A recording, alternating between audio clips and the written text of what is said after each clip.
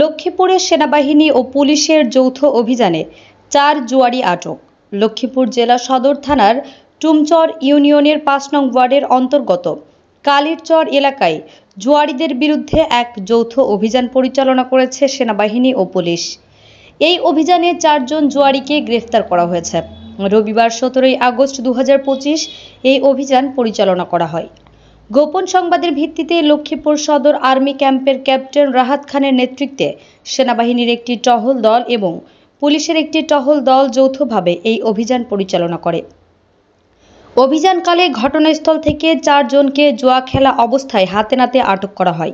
আটককৃতরা হলেন 1 মোহাম্মদ শ্যামল হোসেন 42, পিতা মোহাম্মদ মুসলিম হোসেন, গ্রাম কালীরচর।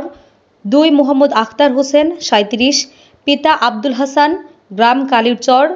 3 মোহাম্মদ দেলোয়ার হোসেন 40, পিতা সুলতান আহমেদ, গ্রাম টুমচর।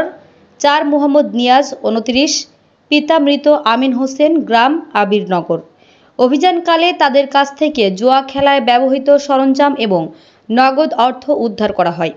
উদ্ধারকৃত আলামতের মধ্যে রয়েছে নগদ 18,450 টাকা, জুয়া খেলার 3টি কার্ড, 1টি জাতীয় পরিচয়পত্র এনআইডি, 7টি মোবাইল ফোন, 2টি অ্যান্ড্রয়েড এবং 5টি বাটন ফোন, 1টি সিম কার্ড এবং 1টি ফোন চার্জার।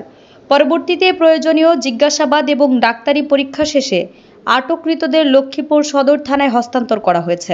তাদের বিরুদ্ধে আইনানুগ ব্যবস্থা প্রক্রিয়াধীন রয়েছে বলে জানান। আমাদের আরও আপডেট নিউজ পেতে চোখ রাখুন বীর চট্টলা টিভিতে। ফেসবুকে ফলো, ইউটিউবে সাবস্ক্রাইব করুন।